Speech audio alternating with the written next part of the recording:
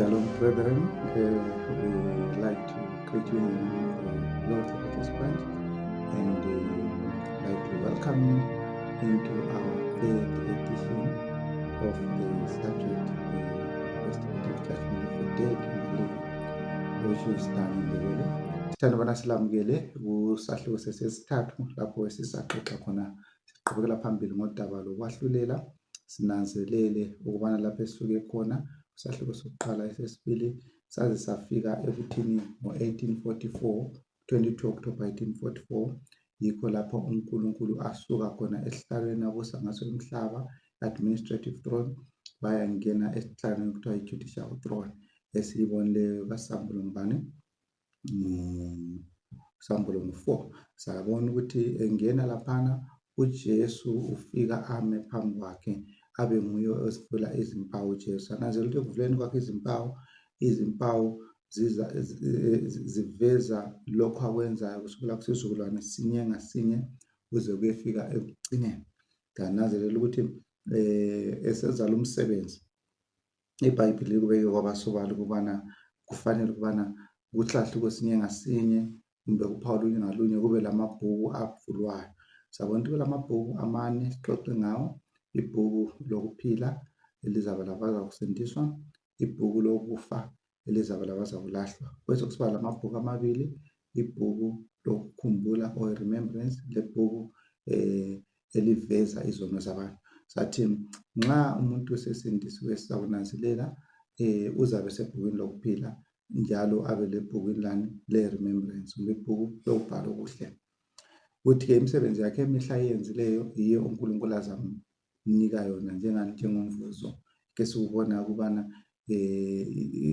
ukwahlulela koqale ngo-1844 kulokucubungula uhlaziya leyo msebenzi ubona imisebenzi emihle umuntu aphiwe umvuzo wakhe ofanele kanti ke abaza kulahlwa bazaba sekufeni kwani bazaba sebhukwini lokufa njalo izono zabo zizakusala la ebhukwini elibhalwa izono bese bejeziswa ngokuhambelana lezono zabo so nxa sesikhangele ekucineni abangcwele bazabe bengela ngitsho sono ngoba isono sisusiwe kubo ngomsebenzi owenziwa nguJesu ewuqala ngo-1844 okwahlulela sabe kwaphezu kwabani kwaSathane ikanti-ke bonke ababi bazathi sebehlolisisa bazibona akula ngitsho lento enhle abayenzayo emhlabeni ngoba indaba bonke okuhle kwabo kuyabe sokucitshiwe ngoba baphiwe isijeziso esifaneleyo so namhlanje siqhubekela nje phambili sibona ukuthi kanti khona ukwahlulela nxa uqala ngo-1844 kuqala ngayiphi indlela uNkulunkulu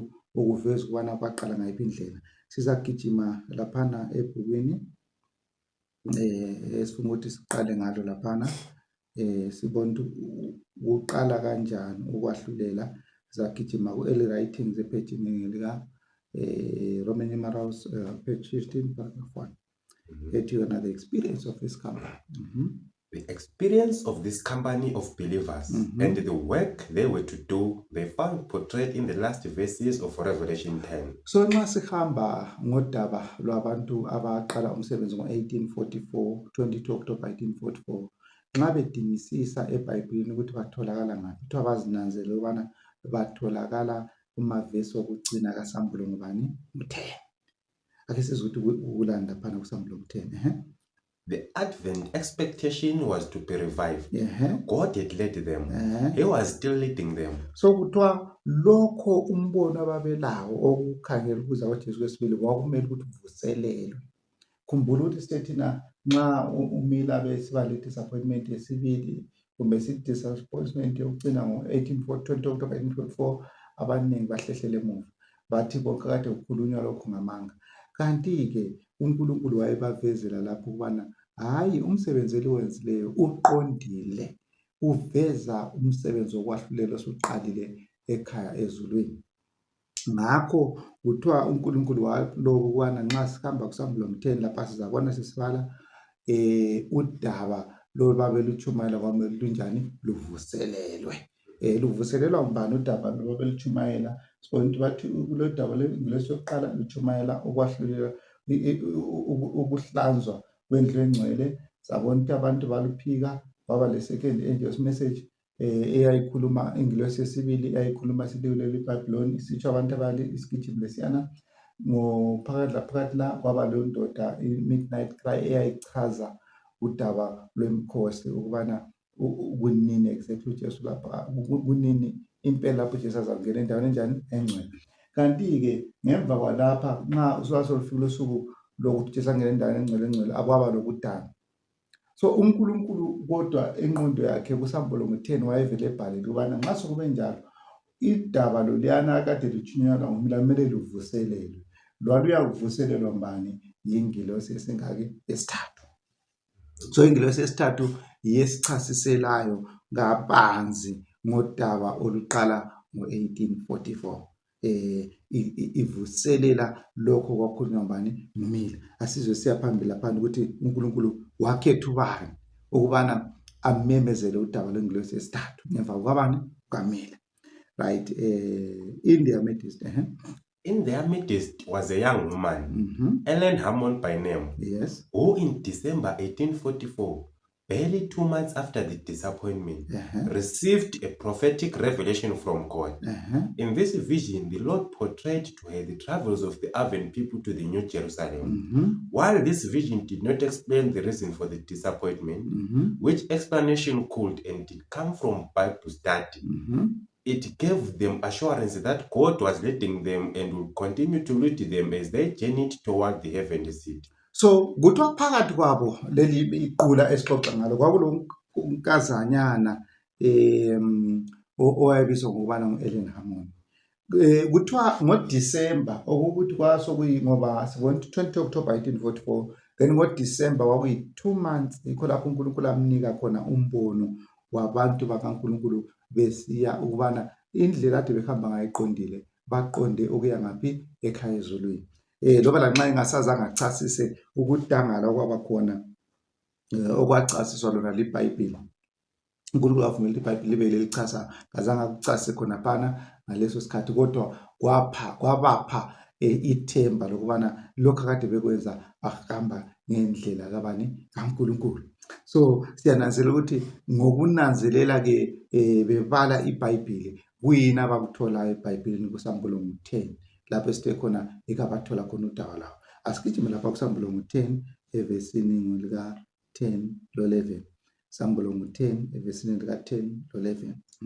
Ngasengiluthatha ugwalo oluncinyane esandleni sengilosi, ngaludla ngaluqeda, lwaselusiba emlonyeni wami njengoluju. Ubunandi kwathi sengiludlile isisu sami sabatshiswa. Yeah. So nxa sinanzelela lolu daba olukhulunywa kuSamuel 10, ludaba olwaphiwa umila. Umbhalo uthi lapha umila mayebona udaba lokubana i-2300 days iyaphela ngo-1844 lo Jesu uyeza ngokutshumayela kuthiwa lwaludaba olumnandi kakhulu olufananiswa lani lobunandi bani benyosi beboluju. So kuthiwa walukholisa kakhulu. Kodwa nxa eseludlile laphana lolu daba into ayinanzelela umila kuthiwa kwaba lobuhlungu ngaphi? Esiswini lwaba lokubaba. So yananzelela ukuthi umila ma ethatha ibhuku elincinyane, yiliphi ibhuku elincane elivuliweyo? Ibhuku elivaliweyo masibala eBhayibhilini lalivaliwe libhuku likaDanyeli. uDanyeli uyatshela kuDanyeli 12 ukuthi akulinameke le iBhayibhili kuze bese ensukwini zokucina. Kanti-ke ensukwini zokucina ingilosi iyaphenduka silivulile ibhuku elincinyane.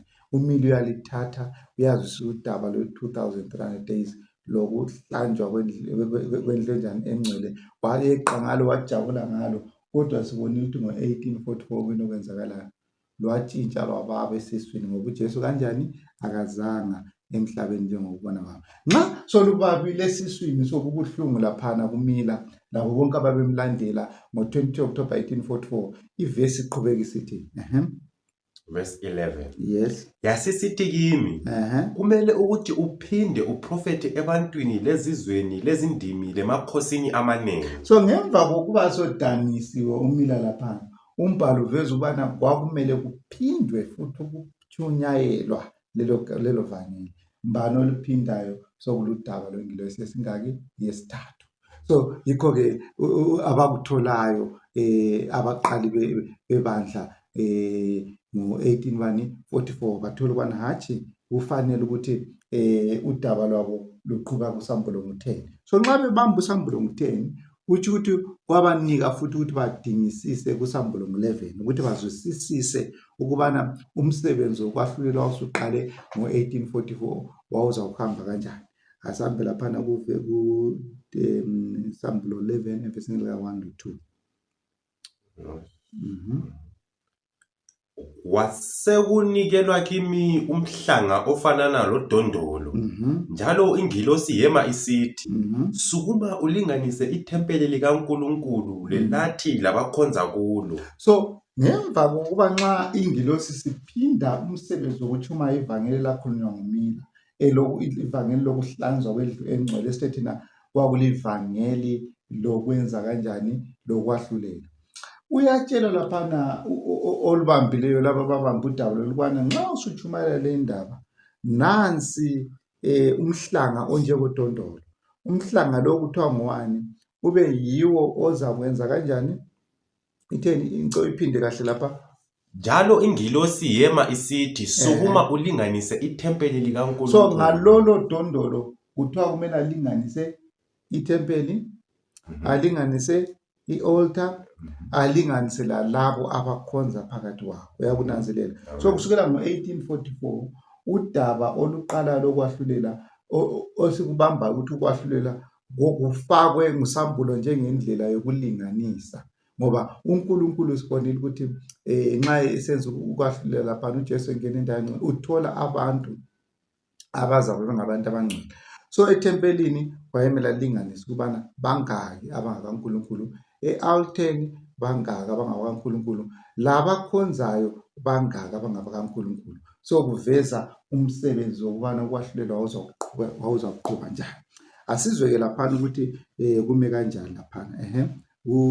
Ingilosi yesine nxa ikhuluma ngalolu daba olwaqala ngo-1844 ilubeka ngaliphi indlela utract 4-5 page 107 ethi though the last verse verse 11 of right. Revelation 10 brings us to the rise of the denomination and to the commission to go many nations.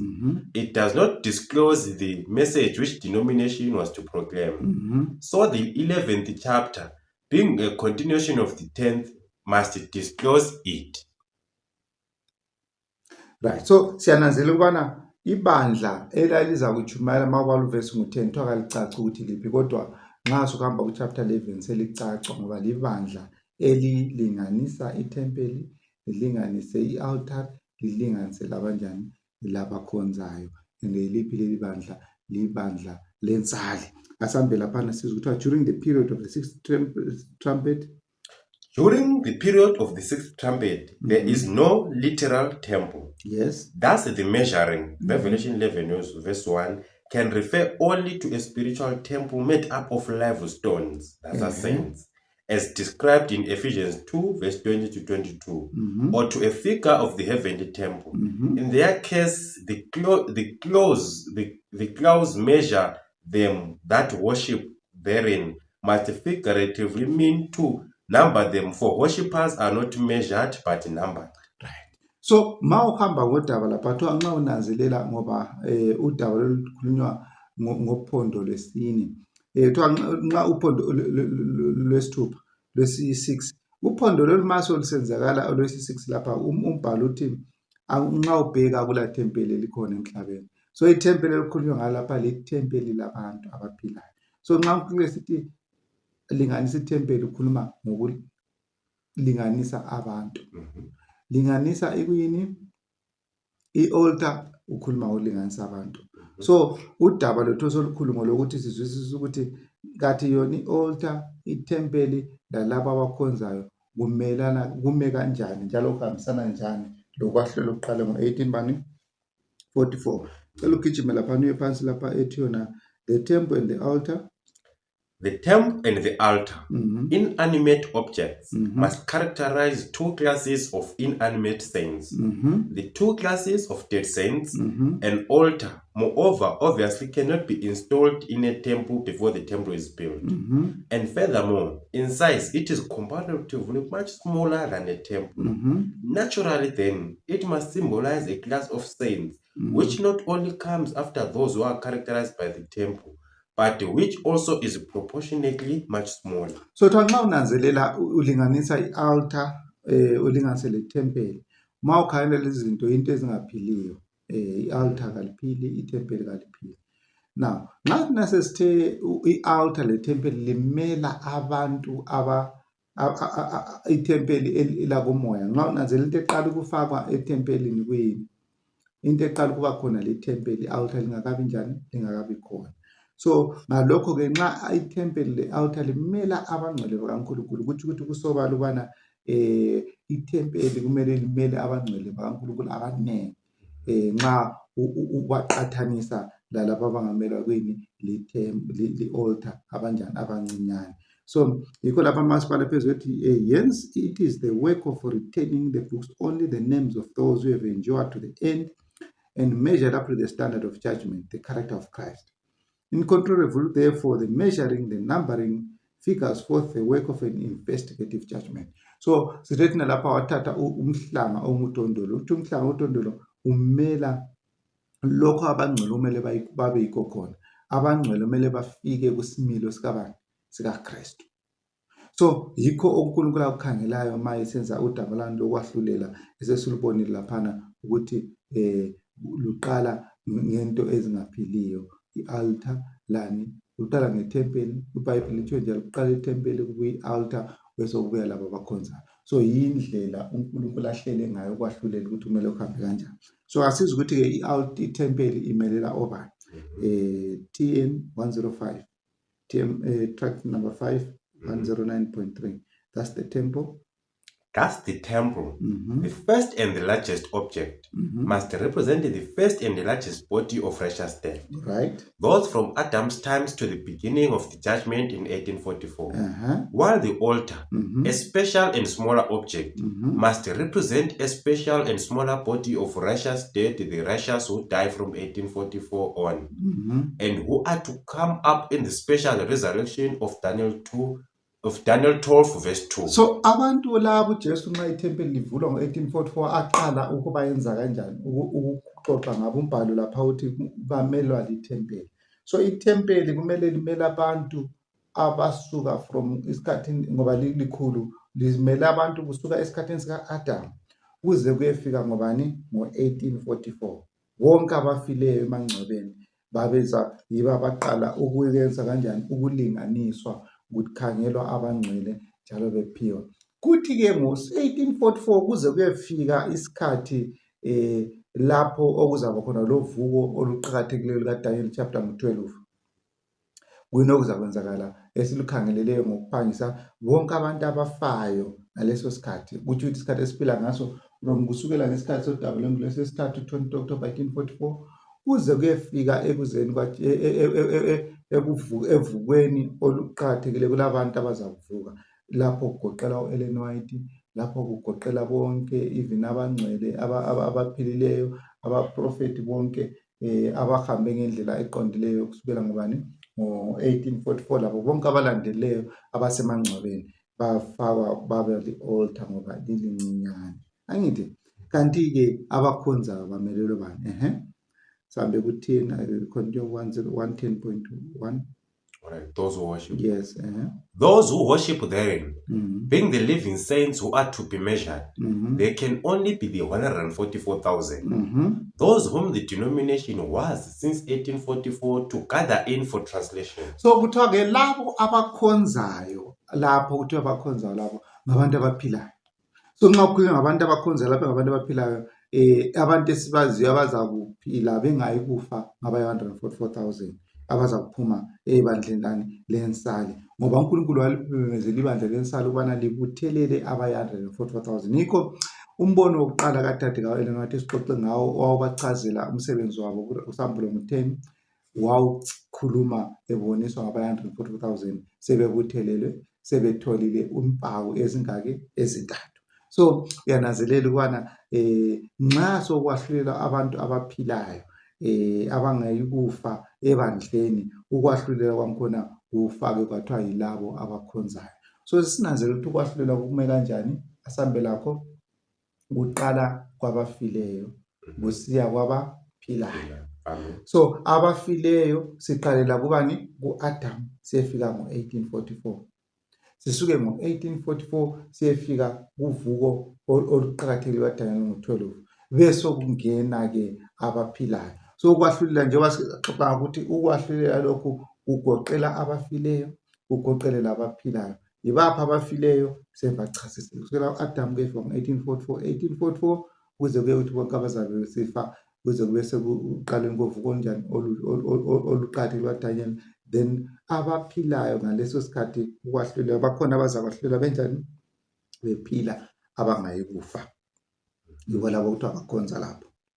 Asibone into kaWhite akayikhuluma ngayo layo indaba le njengokucasiswa nguSambulo Mthembu. Sigijimele laphana ku-GC Conduct of Judgment GC 483.1 at the Books of Heaven Records phezulu nje lapha the Books of Records. As the books of record are opened in the judgment, the lives of all who have believed on Jesus come in review before God. So ikade sixoxa ukuthi uJesu mayevula impawu laphana kwinokwenzakalayo, bonke abantu abakholwe kuJesu bayeza phambi kwaNkulunkulu ngani kukhangelwa emabhukwini impilo akade beyiphila, izono zabo, okuhlaba kwenzileyo, lokuba bavumile yini na izono zabo. So kuthiwa kuqala ngobani? Beginning with those who first lived upon the earth, our advocate presents the cases of each successive generation and closes with the living.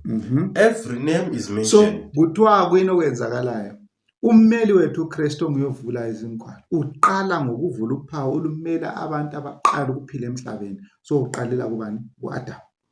Aqhubeke ngasizukulwane sinye ngasinye aze azogoqa umsebenzi wakhe esevula ebantwini abaphilayo abangafanga. So ukwahlulela kuyafika ukuthini? Bakhona abazakwahlulela benjani? Bephila bengafanga. Angithi? So abahlulela befile kusukela. So siyabona ukuthi uElen White ufaka kanye lokho kuthiwa ngoSambulo ngo-11 verse 1 ukubana uqala ngethempeli, ubuye altar, ugcine ngalabo abakhonza khonapho abaphilayo. Ithi laphana kuthiwa kuyini uJesu akwenzayo nxa esenza lolu daba? Names are qhubeka la. Names are accepted, names rejected. When any have sins remaining upon the books of record, unrepented of and unforgiven, their names will be blotted out of the book of life, and the record of their good deeds will be erased from the book of God's remembrance. The Lord declares to Moses, whosoever hath sinned against me, him will I blot out of my book. And says the prophet Ezekiel, when the righteous turneth away from his righteousness and committeth iniquity, all his righteousness that he hath done shall not be mentioned. So sesibonile ukuthi kwenziwa njani ukwahlulela kokuqale ngo-1844 uqala ngabaphila uqala ngaphi emhlabeni. Kuthiwa kunokwenzakalayo uJesu uyabiza ibizo lomunye ngamunye. Oqala ukuthi uyavula uphawu oluhambelana lesizukulwane sika leso. Uqala ngo-Adam, bonke abaphila ngaphansi kwesizukulwane sika-Adam, bonke abaphila ngesikhathi sesizukulwane sikaNoah, abaphila ngesizukulwane sikaMose, abaphila ngesikhathi sabo Davida, isikhathi sabo konke ama-kings, abaphila ngesikhathi sikaJesu, abaphila ngesikhathi se-Dark Ages, abaphila futhi ngesikhathi before 18 after i-Dark Ages, aze afike laba abaphila ensukwini zani zokugcina bephila. So ibizo lomunye ngamunye abakhonze kuye abamlandela uJesu liyabizwa ezulwini. Kuthiwa lihlolisiswe kumbe balihlaziye ngokuzikileyo. Mabe lihlaziya laphana kwina abakudingayo, badinga imisebenzi emihle eyenzileyo, badinge lezono ezenziweyo, badingisise ukuthi kuzo zonke izono ezenzileyo uzivumile zonke yini na. Nxa kulesono esisodwa ongasivumanga kunokwenzakalayo, senalishana isono senza ukubana ukhutshwe ebhukwini lani lokuphila. Ma ukhutshwa ebhukwini lokuphila subhalwa ebhukwini lokufa. Ma ubhalwa ebhukwini lokufa okuhle konke okwenzileyo kuyachithwa ebhukwini lani of remembrance. Kusale kuphela kwini izono zakho zonke, even lo wazivumayo.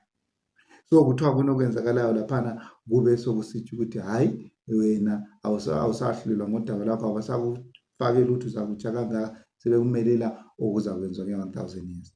Kodwa abangcwele bonke abatholakala bevumile izono zabo zonke kunokwenzakalayo, kwahlulelwa kunokuqala, kuyahlolisiswa konke izono zonke uzivumile, zonke ezivumileyo, zonke izono zakhe ziyachithwa, zilungele ukuyabekwa phezu kaSathane. Kube sokukhangela imisebenzi emihle uNkulunkulu abe seyinika umvuzo ofaneleyo. Ukuze nxa uJesu esesizwe okwesibili lapha esezothatha abayenza intando bathole umvuzo.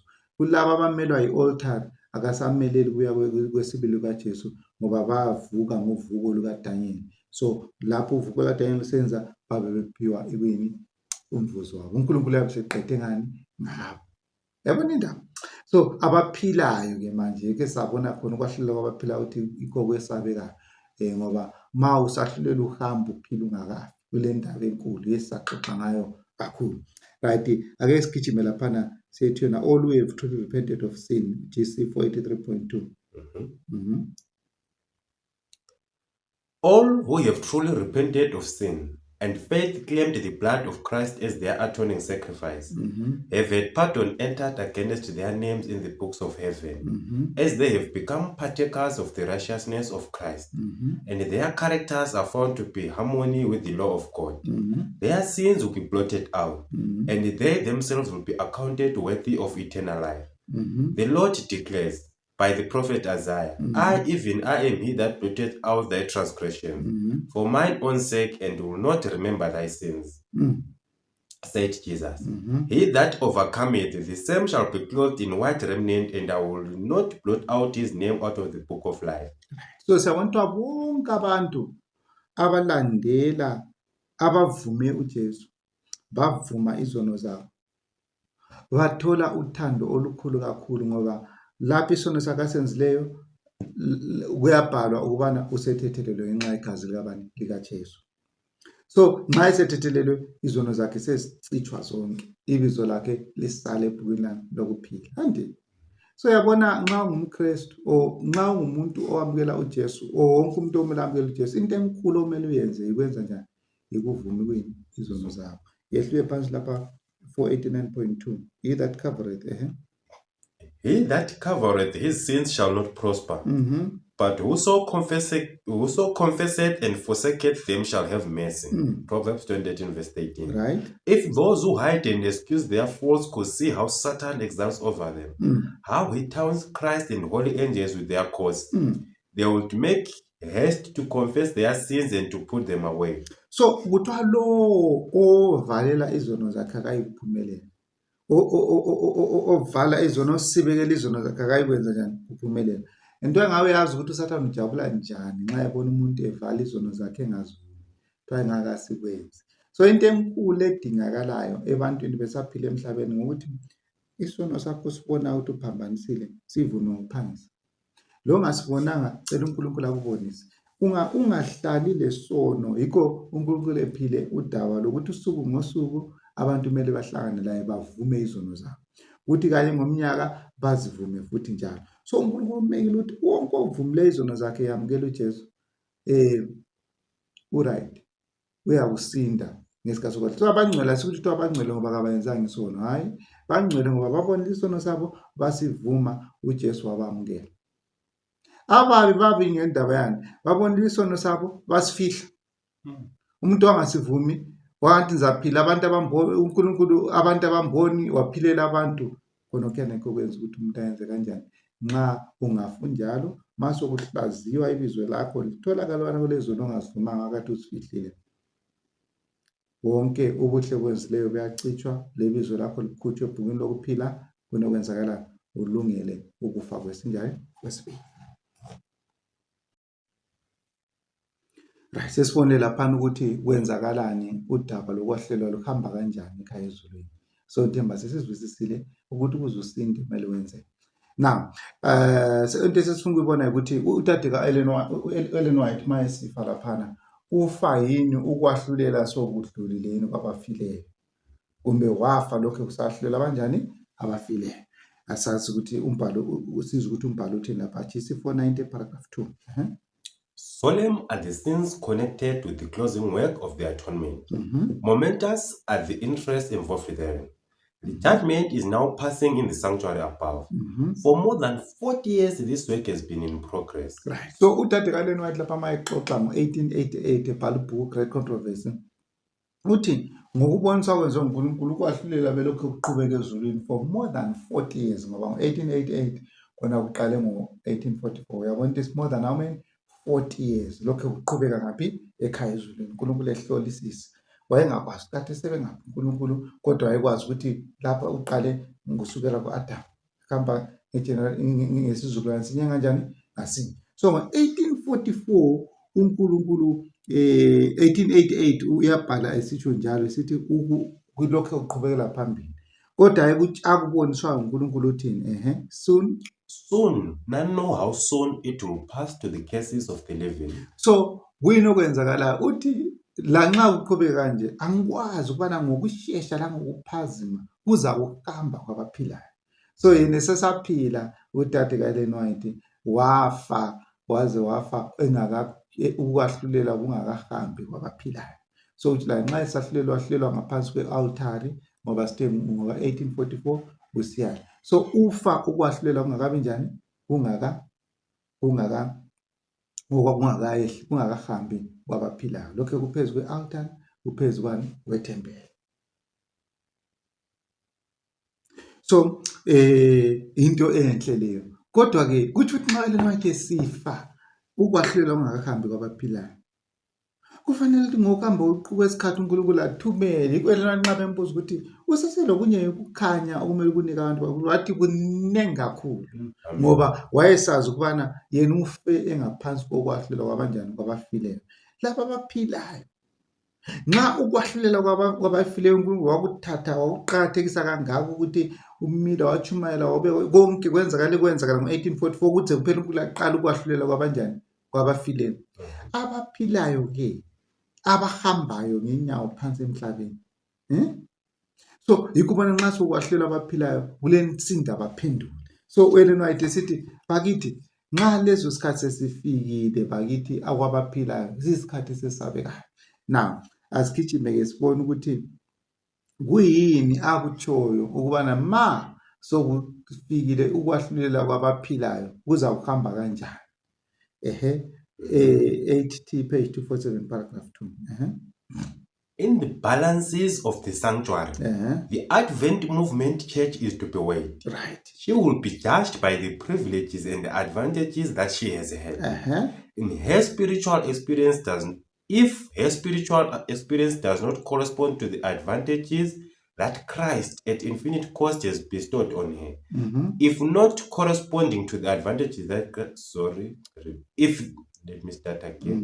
if her spiritual experience does not correspond to the advantages that Christ at infinite cost has bestowed on her, if the blessings conferred have not qualified her to do the work entrusted to her, on her will be pronounced the sentence, found wanting, by the light bestowed, the opportunities given will she be judged. So uNkulunkulu uthi ibandla lensali uyabonisa ubana masokwehleka kabili uthi ibandla lensali liza kubekwa kuzikelo zasekhaya ngaphi ezulwini. Uyabona masokwehleka kwabaphilayo uNkulunkulu uqala ngokuthatha ibandla lensali alibeke kuzikelo. So kwahlela uqala ngaphi ebandleni lensali, ebandleni elikhalele ukuya kwaJesu kwesingaki wesibili. Uthi uNkulunkulu uzalifaka kusikelo mase kumasikelo zasezulwini kumbe isilinganiso sangaphi zasezulwini, akhangele kubana ukukhanya uNkulunkulu akuphileyo ngengilosi esingaki ezintathu, ukukhanya uNkulunkulu akuphileyo ngengilosi yesina, ukukhanya uNkulunkulu akuphileyo ngengilosi yesihlanu. Ibandla likuthethe kanjani? Ngendlela elikuthethe ngayo nxa lidlalisile lawo mathuba liza kutholakala lilecala phambi kwaNkulunkulu. So uyakhumbula masithi ibandla ayisikho ukuthi uNkulunkulu uyathatha ibandla, uzathatha abantu phakathi kwebandla munye ngamunye uhlolisisa ukubana ukukhanya okutholileyo kungakanani. yikho kuza kutsho maso ukwahlulelwa kwabaphilayo ukubana uyasinda kumbe uyalahlwa. So kuchiyene ukwahlulelwa kwabaphilayo labafileyo, ngoba abafileyo akuselanto abayaziyo, kodwa abaphilayo ukwahlulela uphila, kuthi ukuthi uNkulunkulu uzaletha ukukhanya, akukhangela, akuhlolisisa ukuthi ukukhanya okutholileyo usahamba emhlabeni kunengi kangakanani. Indaba esabekayo leyo. So nxa siqhubeka siyaphambili laphana, mfuna uyehlule phansi laphana ethi yona ukuze sikwazi ukuthi kume kanjani laphana uhambe ku-Shepherd's Road 160, maybe qala ngo-LHU 297.6. Before the cross, the sinner. Before the cross, the sinner sees his unlikeness of character to Christ. He sees the terrible consequences of transgression. He hates the sin that he has practiced, and he lays hold upon Jesus by living faith. He has judged his position of uncleanness in the light of the presence of God and the heavenly intelligence. He has measured it by the standard of the cross. He has weighed it in the balances of the sanctuary. So kule ndaba enkulu mzalwane, nxa sokwahlelwa abaphilayo kumele uzwisise ukubana umthetho kaNkulunkulu oyiwo osendlini engcwele ume kanjani. Yikho ubona ngo-1888 uNkulunkulu mayeletha udaba lolu ubisela khona phana endlini engcwele ukubana kulomthetho elishumi akhulume ngezimiso lezahlelo, konke lokhu sabona sesiphambili. Indaba wenzela abantu abaphilayo ukuthi bazimeje kumbe bazilinganise ngezikali zasendlini yangaphi engcwele kumthetho kaNkulunkulu, ngoba uNkulunkulu uzabathatha abalinganise ngakho. So nxa ungasazilinganisanga, ungasazihlolanga, wabona isono sakho, ukwahlelwa kwabaphilayo kunzima ukuthi umuntu asinde kikho. Asigijime siya lapha ku-SR 164.2. When the judgment opened in 1844. When the judgment opened in 1824, as previously explained, the investigation began with the dead. Yes. And then when that part of the work is finished, then commences the judgment of the living. While the investigation for the congregation of the dead is in progress, there can be no separation among the congregation of the living. But when our high priest shall begin the atonement for the living, there must be a message of present truth, sounding of the trumpet, urging everyone to lay hold on the Lamb of God, Christ, by which only can he in figure come to the sanctuary, confess his sin, and secure his life. So kuthiwa ukwahlulela makuqala lapha kuqala ngabafileyo nje basukhuluma, but kodwa ngokuqhubeka kwesikhathi sekuzaphela ukwahlulela kwabanjani kwabafileyo. uNkulunkulu kumele athumele esinye isigijimi, yise sibona ingilosi sesingaki yesine, ukuze ilungiselela abantu ukuthi bamukele uJesu ukuze basinde ngesikhathi sokwahlulela kwabantu abanjani abaphilayo. Kuba imessage yayibuya ngo-1888 yayibandezela phezu kokulunga kwaKristu lokuzwisisa uKristu ngokugcweleyo, ngoba indaba nxa sokwahlulela abaphilayo sokudingakala ukuzwisisa uKristu ngokupheleleyo lokuba lendlela yokuthi uzakususa kanjani isono sakho ukuze usinde phela kulokhu kwahlulela. Ngoba ukwahlulela kuzabe ukhangela ukuthi wazini, wenzeni, uvumile izono zakho na, ukukhanya okwaziyo yikuphi, kube sokusithi ukubana uyafanela yini ukubizwa phakathi kwabangcwele abazakubona uJesu bengazange bafe, kumbe uzakubizwa kwabazakufa ukufa kwesingaki kwesibili. So kwahlelwa kwabantu abaphila kuyinto esabekayo okokuthi ibandla ababelisazi belisizadinga isigijimo esiza ngemva kwaTatekayile noWayini esisilungiselela udaba lokwahlulela. Ndisasigijimo lesengilosi sesine siza ngomnyaka kabani ka-1929. Right, ngemva kokubana eLeonard FM ngo-1915 seza ngenceku ubani uWhatever. So uWhatever ngawubala udaba lwakhe lonke uzama ukusilungiselela ukubana silungele ukwahlulela ngo-1929. Yabona ukhatshana nini? uNkulunkulu eselungiselela ukwahlulela. Ngoba uThetho walo ufa ngo-1880 sithi akithi akulamuntu okwaziyo ngokushesha nje ukwahlulela uzakwenza njani, uyakuhamba kwabanjani kwabaphilayo. Yehle phansi says the apostle, for the time is come that judgment beginneth out. Says the apostle, right? For the time is come that judgment must begin in the house of God. Right. 1 Peter 4 verse 17. The fact that to the Advent Movement Church alone has come just such a message as the one mentioned, presented to them in the SR book, in an additional proof that this particular church is the house of God. The time of judgment is also called the time of harvest. Let both grow together until the harvest, said Christ. And in the time of harvest, I will say to the reapers, gather ye together first the tares, and bind them in bundles to burn them, but gather the wheat into my barn. The words of our master are in perfect harmony with the typical day of atonement. So kuthiwa nxa uPaul uPeter ekhuluma uPetro uthi yena ukwahlulela kuqala endlini kaNkulunkulu. So indlu kaNkulunkulu, ibandla likaNkulunkulu eliqala ukwahlulela, and ibandla lensali. Kuthiwa nxa unanzelela uNkulunkulu ulethile udaba olukhulu ngemessage kumbe ngesigijimisane sengilosi yesina esilethile eseShepherd's Road ukuthi abantu bazwisisise udaba lokwahlulelwana luyafana lodaba lokuvuna, ngoba ma usahlulelwe uyehlukanisa, nxa uvuna njalo uyenjani futhi uyehlukanisa. Umuntu ovunayo awulamuntu ovuna into ezifileyo, uvuna into eziphilayo.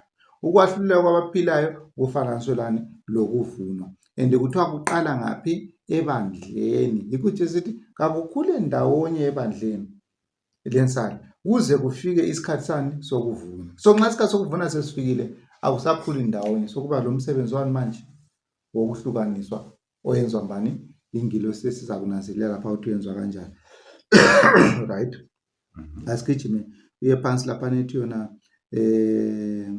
therefore it is evident khona phakathi kwalokho. Therefore it is evident that the purification or separation. Okay. Khona phakathi kwalokho, just down Revelations 14 speaking of 144,000. All right. Let both together. They are the first fruits unto the God. Therefore, it is evident that in the purification or separation of the tares from the wheat in the church of God, there shall be 144,000 who have confessed their sins and thus have made white and clean by the precious blood of Christ. For they are the first fruits. This is also proven by the spirit of prophecy, for we read, the sealing of the servant of God is the same that was shown to Ezekiel in vision. Testimonies to Ministers, page 445. We quote from Testimonies for the Church, volume 3, page 266. The true people of God who have the spirit of the work of the Lord and the salvation of souls at heart will ever view sin in its real sinful character. They will always be on the side of the faithful and plain dealing with the sins which easily beset the people of God, especially in the closing work for the church in the sealing time of the 144,000. So lapha uyacaca ukubana abantu abaza kuphuma ebandleni lensali ngemva komsebenzi lo wokuhlolisisa kwabaphilayo ngaba 144,000. Siyazi ukubana nxa sesiqhubeka siyawudabula ingilosi 100,000 yodwa, bakhona njalo ababizwa ngokubana yi-wave kumbe usithungo esinjani esizunguzwayo. So nxa siyaphambili labana uthi yena umsebenzi lo wokugcina udadekayo wathi ubhale ngawo ku-Testimonies for the Church, volume 3, page 2, sithi ngumsebenzi wokuphela webandla, lapho uNkulunkulu asebeka uphawu ebantwaneni bakhe abayi-144,000 kumbe ebantwaneni bakhe bonke ababona isono basibalekela. So ukwahlelwa kwabaphilayo kuyikubekwa kophawu, kuyikuvuna, ungakuthatha ngendlela eziningi ezicocwe ngayo, ngoba kuhlukaniswa abantu abanjani? Abaphilayo. Ngijima phansi lapha sisithatheka Ellen White ekhuluma laye ngalolu daba lokwahlelwa kwabaphilayo esithethina ludaba lwesabeka kangaka 234.2. The looker-on may discern. TM 234.2. Yes. The looker-on may discern no difference, but there is one who said that the tares were not to be plucked up by human hand. So uma ubheka abantu ebandleni, ezithi bandla licolekile, kulamuntu abantu bonke bahla kulamuntu, kuthiwa uma ubheka ebandleni yabona abantu bonke anabantu abalungileyo. Kodwa kulesandla esathi yekela kukhule ndawonye, sizabona ngesikhathi sani sokuvuna. Right? Lest the wheat be rooted up also. Let both grow together until the harvest. Then the Lord sends forth his reapers to gather out the tares and bind them in bundles to burn. So siyabona ngesikhathi sokuvuna kuthiwa uNkulunkulu uthumela abavuni o izinceku zakhe. Nxa ubala usambulo Matthew 13 kuthiwa abathunyelwa zingilosi. So izingilosi nxa ubala uDelwa izingilosi yazithunyelwa sizoleza ezabiya ngoJesu ekubeni kwesibili. Hayi, zingilosi ezimbili. Angithi yikho nxa sisuka Ellen White ebhale sithi ingilosi elandela emva kwami ingilosi ekhuluma ngodaba lokuvuna. Ukuvuna kuyikwenza njani? Kuyikwahlukanisa kwabaphilayo. So yikho ukuthi nxa udaba lwengilosi yesine nxa lusize eChurch ngo-1929 olwe-Shepherd's Road njengoba lukhuluma namhlanje, luletha ukwehlukana okwesabekayo ebandleni. Abanye besithi yilo, abanye besithi ayisilo, abanye besithi khona ukhiyana yikho bekufunwa nguNkulunkulu ngoba nguyikho okwakuprepare kulungiselela abantu ukwahlulela kwabanjani kwabaphilayo, ukuthi uNkulunkulu selithumela idaba lwakhe yilo luvunayo. Abaluvumayo bayavunwa belungiselelwa ukuthi balungele ukwahlulela kwabantu abanjani abaphilayo. Abalwalayo bachiwa bengalunganga benjalo, njengokwenzakala ngo-1844 abamukela udaba luka Ellen White uJesu esukumile endaweni engcwele, wayendaweni engcwele bahamba loJesu. Abayalayo ku-Elrod ngesibali basala lokho behlezi, abazange balungiselelwe. Nanamhlanje amabandla la amaningi nxa walandele emuva wonke ama-reformers wonke la abakaLuther kuze kuyefika uCampbell bonke la balokho besithi ukwahlulela into ebuyayo, kathi kona kwaqala ngo-1844. Kunjalo maso ukwahlulela kwabaphilayo ngoba u-Ellen White ufe engasitshelanga ukwahlulela kwabaphilayo, ukuthi into zasitshela ngokwahlulela kwabaphilayo ingilosi esingaki yesine iyasilungiselela laphana. Kuthiwa mayisilungiselela ithini laphana, ithi kithi isikhathi sani sokwahlulela. Abantu abaningi bayakwamukela, abaningi bayakwala. uNkulunkulu usesenza umsebenzi wakhe wokuhlukanisa amabele lani lomfaba. Umfaba vele uyaphika ngoba akufuni iqiniso. Kodwa abakusindiswa bayalizwa iqiniso njengoba silikhuluma kanje ukuthi hawu kule ndaba kade singayazi ukhohlela kwabaphilayo singayithola ngaphi ukuzwisisa ngayo, bagijimele kudaba lengilosi esingaki yesine olwabuya ngo-1929 kunamuhla i-1929 dala. Right, asambe siya phambili laphana ithi laphana the time of judgment. The time of judgment is the most solemn period. Yes. When the Lord gathers his own from among the pagans. So usikhathi sokwahlulela sesikhuluma siyisikhathi esesabekayo ngoba uNkulunkulu kunakwenzayo ebandleni lakhe uselifake kuzilinganiso zangaphi zasezulwini, and kuyini okwenzakalayo uyakhetha abantwana bakhe okulahla benjani besala. Ithi lapha esabambili those who have been members of the same family are separated. A mark is placed upon the righteous. So ukwahlulela kwabaphilayo kuyesabeka ngoba nxa wena uthemba ubabakho, uthemba umamakho, uthemba umkakho, uthemba usisi wakho, into ongayaziyo ubani usisi wakho maybe umfaba. So nxa sokubuya udaba lokuhlulela kwabaphilayo susizwa isigijimo esiza ngemva kwelo, sokumele wena ngokwakho uthemba uNkulunkulu uzibalele wena wedwa uzwisisise. Ngoba ma ungayenzanga njalo umbhalo uthi isikhathi sokwahlulela isikhathi esesabeka ngoba abantu abade behlala bonke bemulinye bezalwa ngumuntu oyi-one bayehlukaniswa, omunye uyalahlwa, omunye uyanjani uyasindiswa. Okusindiswayo kunokwenzakalayo kubekwa uphawu phezu kwakhe. Indaba esabekayo le bazalwane ukwahlulela kwabaphilayo esesikhangelele ukubana ingilosi yesine yikho yayisilungisela khona ngo-1929. Right, sihambe lapha.